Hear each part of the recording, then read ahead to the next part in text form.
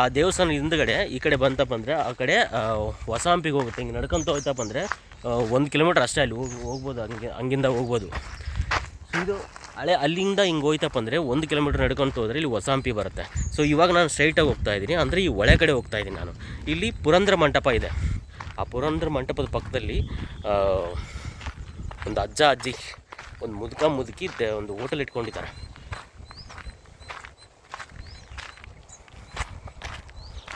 So ನೀವು ಯಾವಾಗಾದ್ರೂ ಈ ಕಡೆ ಹಂಪಿ ಸೈಡ್ ಬಂತಪ್ಪ ಅಂದರೆ ಆ ಹೋಟೆಲ್ದಲ್ಲಿ ಏನು ತಿಂದೇ ಹೋಗಬೇಡಿ.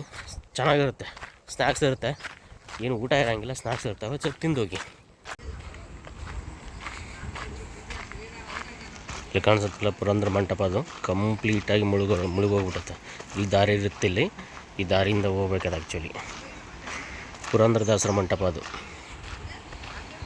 ಕಂಪ್ಲೀಟಾಗಿ ಮುಳುಗೋಗಿದೆ. ಅಲ್ಲಿ ಕಾಣೋದು ಆಂಜನೇಯನ ದೇವಸ್ಥಾನ, ಇದು ಆಂಜನಾದ್ರಿ, ಅದು ಇಲ್ಲಿ ಕಾಣಿಸುತ್ತಲ್ಲ ಅದು ಆಂಜನಾದ್ರಿ ಬೆಟ್ಟ.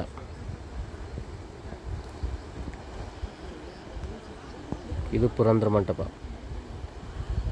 ಕಂಪ್ಲೀಟಾಗಿ ಮುಳುಗೋಗ್ಬಿಟ್ಟಿದೆ, ಹೊಳೆ ಎಲ್ಲ ಬಂದು.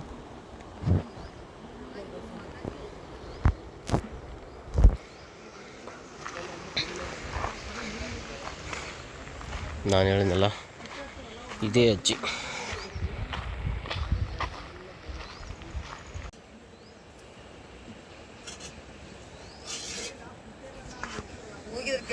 ಇದ್ರಲ್ಲಿ ಕೇಳಿಸ್ತೈತಪ್ಪ, ಇದ್ರಲ್ಲಿ ಕೇಳಿಸ್ತೈತೆ ನೋಡಲ್ಲ. ಇವಾಗ ಇಲ್ಲಿ ಬಂದು ನಿಂತ್ಕೊಂತಾರೆ ನೋಡಲ್ಲ, ಅದೇ ನೋಡಿ ಏನ ಇವಾಗ ಇನ್ನ ಮುಂದಕ್ಕೆ ಬರ್ತಾರೆ ನೋಡಿ. ಇವಾಗ ಇನ್ನ ಮುಂದಕ್ಕೆ ಬಂದ್ರೆ ನೋಡಿ. ಈಗ ಯಾರವರು ನಡುಕ್ ಬಂದ ಒಗ್ಗರಣೆ ಮಿರ್ಚಿ ಯಾರೇ ನಡುಕ್ ಬಂದದ್ರ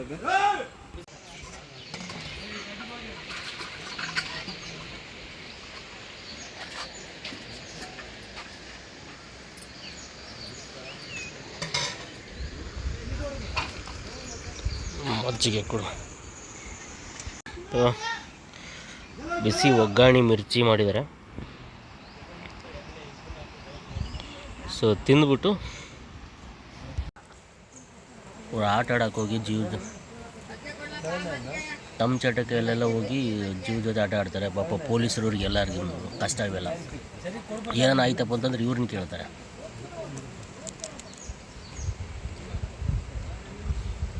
ಏನು ಮಾಡ್ತಿದ್ರಿ ನೀವು ಅಂತಂದೇಳಿ.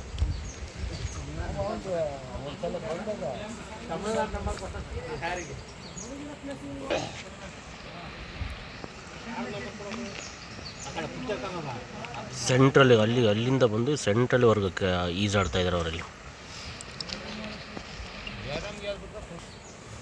ಪಾಪ ಇಲ್ಲಿಂದ ಎಲ್ಲರೂ ಟ್ರೈ ಮಾಡ್ತಾ ಇದ್ದಾರೆ ಅವ್ರನ್ನ ಕಳ್ಸೋಕ್ಕೆ. ಅಸಲು ರಿಯಾಕ್ಟ್ ಮಾಡ್ತಾ ಇಲ್ಲ ಅವರು. ಕೇಳಿಸ್ತಾ ಇದೆ, ಕೇಳಿಸಿದ್ರು ರಿಯಾಕ್ಟ್ ಮಾಡ್ತಾ ಇಲ್ಲ.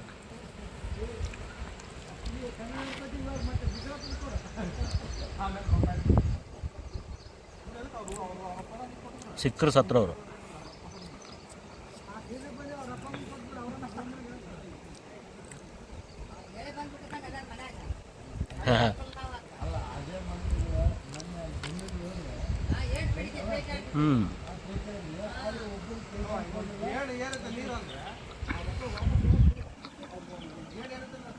ಒಗ್ಗರಣೆ ಮಿರ್ಚಿ ಚೆನ್ನಾಗಿದೆ.